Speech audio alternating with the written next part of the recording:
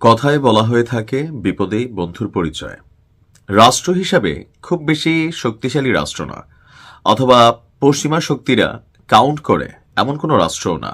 খুব বড় সেনাবাহিনী ফোর্স অথবা ধরেন সামরিক শক্তিতে বলিয়ান, পারমাণবিক অথবা অন্যান্য কি বলে যে যুদ্ধের উপকরণ ওরকম ভাবে আসলে গণনায় ধরার মতন কোনো রাষ্ট্র না।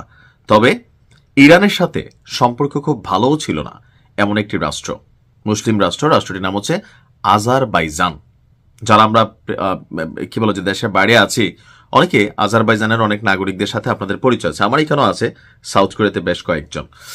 এদের অনেকটা উজবেকিস্তানিদের মতো লাগে, আবার কখনো কখনো মনে হয় যে কি বলা হয় যে সিরিয়ান, তুরস্ক, মানে এদের চেহারাটা এরা মোটামুটি একই। ইরানের বিরুদ্ধে যে কোনো সময় একটা বড় ধরনের অভিযান চালাবে। এখন এই অভিযান চালাইতে গেলে ইরানে ঢোকার জন্য এদেরকে কয়েকটা রাষ্ট্র পার করতে হবে। অর্থাৎ আমেরিকা আপনার সাগর থেকে যদি অভিযান চালায় অথবা যুদ্ধ বিমান দিয়ে যে অভিযান চালায়, তাহলে বেশ কয়েকটা দেশের আকাশ সীমাকে তারা ব্যবহার করতে হবে। আর এর মধ্যে একটা হচ্ছে আজারবাইজান। আমরা দেখলাম যে আরব আমিরাত তারা বলছে তাদের ভূখণ্ড, আকাশ, জলসীমা ব্যবহার করতে দিবে না। সৌদি আরব তারাও ঠিক একই ঘোষণা দিয়েছে। এবার আপনার এই অপেক্ষাকৃত দুর্বল বাট ইরানের প্রবেশমুখী বলা হয় অনেক ক্ষেত্রে, তো এই আজারবাইজান তারাও শত্রুতা থাকলেও বা ইরানের সাথে সম্পর্কের জায়গাটা ভালো না থাকলেও দিন শেষে এসে ইরানের পাশে তারা দাঁড়িয়েছে। প্রতিবেশী রাষ্ট্র ইরানের বিরুদ্ধে অভিযান চালাতে কখনোই নিজেদের ভূখণ্ড এবং আকাশ সীমা ব্যবহার করতে দেওয়া হবে না বলে জানিয়ে দিয়েছে আজারবাইজান।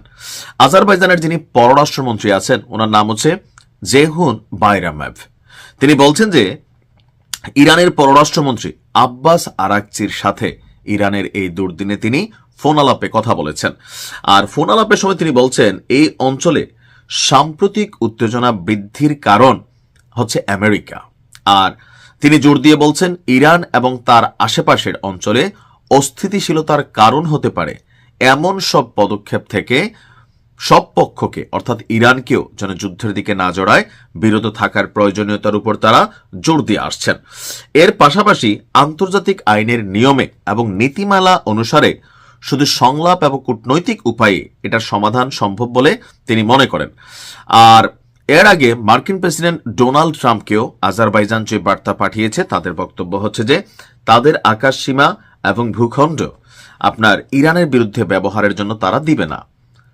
এখন প্রশ্ন হচ্ছে যে আমেরিকা যদি কোনো অভিযান চালায়, আদৌ কি সৌদি আরব, আজারবাইজান, আরব আমিরাত, সিরিয়া, তুরস্ক, জর্ডান, মানে যতগুলো আরব রাষ্ট্র আছে, তারা কি আসলে আমেরিকাকে আটকে রাখতে পারবে?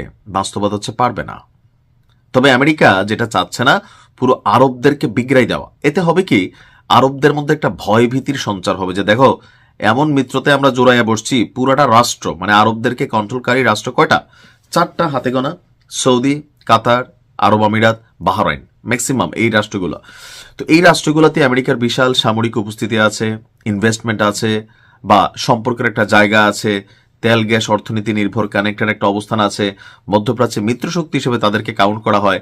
এখন প্রত্যেক মিত্রশক্তিকে উপেক্ষা করে পট করে আমেরিকা যদি একটা ঘটনা ঘটাই দেয়, তো সেই মিত্রশক্তিরা টেনশন করবে যে দেখো কার সাথে বন্ধুত্ব করলাম, এর তো যারে দরকার হয় কারোরই পাত্তা দেয় না।